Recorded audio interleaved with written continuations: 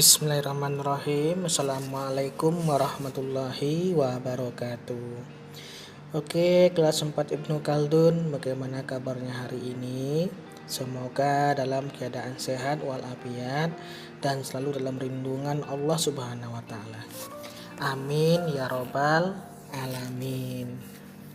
Oke, Nana, kita lanjutkan pembelajaran kita. Subtema 2. Pembelajaran 5 dan 6. Tujuan pembelajaran kita: 1. Ananda dapat menyebutkan upaya pelestarian hewan dan tumbuhan agar tidak punah.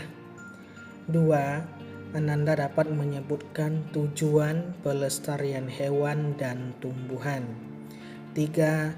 Ananda dapat membuat laporan hasil wawancara. Muatan imtak yang artinya, dan Allah telah menciptakan semua jenis hewan dari air, maka sebagian dari hewan itu ada yang berjalan di atas perutnya, dan sebagian berjalan dengan 2 kaki, sedang sebagian yang lain berjalan dengan 4 kaki. Allah menciptakan apa yang dikehendakinya, sesungguhnya Allah Maha Kuasa atas segala sesuatu. QS An-Nur atau Quran Surah An-Nur ayat 45. Upaya pelestarian hewan dan tumbuhan, di mana 1. Melakukan penangkaran hewan langka dan pembibitan hewan langka. Ya, hewan langka yang ada di Indonesia seperti komodo, badak bercula 1, gajah, burung cendrawasih, dan lain-lain. Penangkaran ini maksudnya dibuatkan sebuah tempat dan dilindungi dan diisi dengan hewan-hewan langka di sana, dan tempat itu tidak boleh diburu. Ya, kalau seandainya ada yang melakukan pemburuan di sana akan dikenakan sanksi, bahkan sanksinya bisa masuk penjara. Dan tumbuhan langka seperti bunga bangkai, anggrek bulan. Bunga bangkai seperti yang kita kenal, bunga Rafflesia arnoldi, yaitu berada di mana? Ada yang tahu? Di Bengkulu, betul ya. Ini juga termasuk bunga langka karena bunga bangkai, bunga tersebut berbau ya, berbaunya bau bangkai. 2. Upaya pelestariannya, membuat tempat perlindungan hewan dan tumbuhan langka itu. Ya, kita membuat tempat perlindungannya bagi tempat hewan dan tumbuhan langka itu. Mana Suaka Marga Satwa, Cagar Alam, Kebun Binatang, dan Taman Nasional ini merupakan tempat-tempat perlindungan bagi hewan yang langka itu. Suaka Marga Satwa merupakan suatu kawasan melindungi hewan langka agar tidak punah. Cagar Alam, suatu kawasan untuk melindungi tumbuhan langka. Ingat ya, kalau Suaka Marga Satwa adalah untuk melindungi hewan langka, cagar alam untuk melindungi tumbuhan langka. Kebun binatang adalah kawasan untuk melestarikan hewan-hewan dari berbagai daerah. Taman Nasional adalah kawasan pelestarian alam yang mempunyai ekosistem asli yang digunakan untuk keperluan ilmu pengetahuan. Jadi dibedakan, Suaka Marga Satwa untuk hewan langka, cagar alam untuk melindungi tumbuhan langka, kebun binatang untuk melestarikan. Sedangkan Taman Nasional adalah untuk keperluan ilmu pengetahuan atau penelitian. Di mana tujuan pelestarian hewan dan tumbuhan? 1. Untuk menjaga keseimbangan lingkungan, ya, supaya hidup antara tumbuhan dan hewan berdampingan dengan hidup manusia.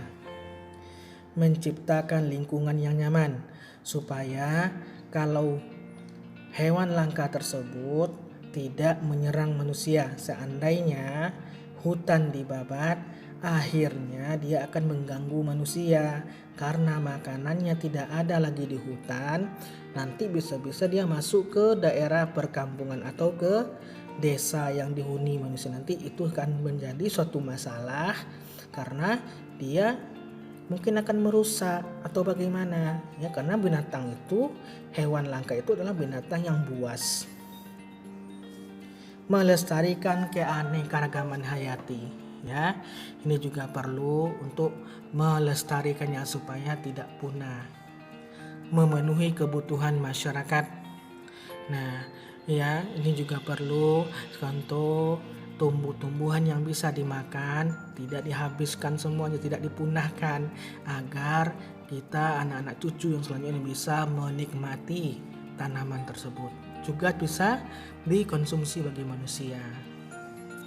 Meningkatkan pendapatan masyarakat, hewan dan tumbuhan yang ada bisa juga untuk menempatkan pertumbuhan ekonomi, meningkatkan pertumbuhan ekonomi masyarakat di sekitarnya.